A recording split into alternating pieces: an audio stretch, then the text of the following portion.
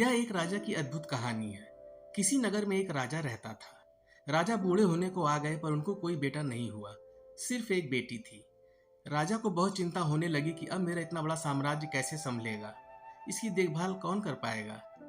एक दिन अचानक भगवान का नाम लेकर राजा ने यह निर्णय लिया कि कल सुबह जो भी हमारे दरवाजे पर आने वाला पहला व्यक्ति होगा, मैं अपनी बेटी से उसका विवाह कर दूंगा और अपना नया उत्तराधिकारी बना दूंगा।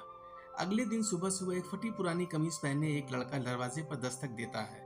राजा ने प्रभु इच्छा समझकर अपने निर्णय के अनुसार अपनी बेटी की शादी उस लड़के के साथ कर दी और अपना सारा राजपाट उसे देकर पहाड़ों पर संन्यास को चले गए।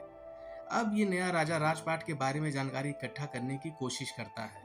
राज्य कैसे संभालना है, युद्ध में कैसे जाना है, क्या तैयारी होनी चाहिए ताकि बहुत अच्छा राजा साबित हो सके। उसने अलग अलग काम अपने अलग अलग मंत्रियों को दे रखा था, जैसे राजकोष वित्त मंत्री को, सेना की बागडोर सेनापति को और ऐसे ही अन्य कई मंत्रियों को अपने मंत्रिमंडल में शामिल कर रखा था। नए राजा के संचालन में राज्य बहुत बढ़िया से चल रहा था। सारी प्रजा पुराने राजा की बहुत तारीफ कर रही थी कि क्या राजा चुना है महाराज ने। समस्त प्रजा के हमदर्द बनकर सदैव खड़े रहते हैं। यहाँ राज्यसभा के समस्त कमरे में समय समय पर सब आ जा सकते थे, लेकिन एक कमरे में सिर्फ राजा ही जाते थे। ये इस कोठरी में 10-15 दिन में जाते थे और किसी को जाने की अनुमति नहीं थी, यहाँ तक कि रानी को भी नहीं।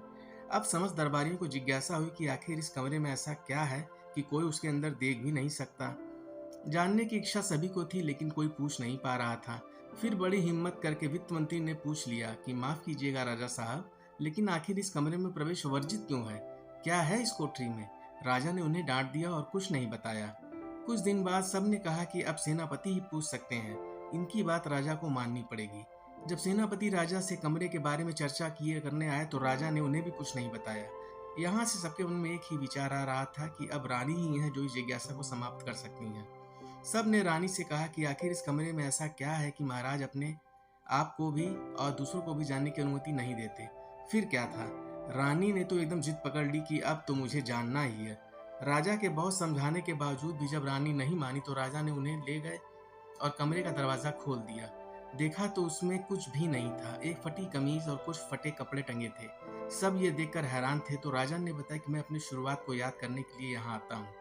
मुझे जब कभी यह अहंकार हो जाता है कि मैं राजा हूँ, मैं इस राज्य का सम्राट हूँ, मैं ही सबसे बढ़िया हूँ, तो यहाँ आ जाता हूँ। आधे घंटे बैठा रहता हूँ, अपनी शुरुआत को याद करता हूँ और अपने आप को बताता हूँ कि मैं यही था, यही मेरी शुरुआत थी। वो तो पुराने महाराज का शुक्र मनाना है कि मुझे उन्होंने राजा बना दिया। थोड़ी देर के बाद जब अहंकार टूट जाता है तो साफ और सच्चे मन से बाहर आ जाता हूँ और अपनी प्रजा की सेवा में लग जाता हूँ। यह कहानी हमें बताती है कि अगर जिंदगी में कभी आपको ईगो आ जाए, आप अपने को बेस्ट मानने लगे, आपको लगता है कि मेरे जैसा तो कोई है ही नहीं, तो अपनी शुरुआत के दिन को याद करिए, अपने स्ट्रगल वाली पुरानी जिंदगी को याद करिए। आप सरल होने लगेंगे, विनम्र होने लगेंगे, जमीन से जुड़ा हुआ महसूस करने लगेंगे।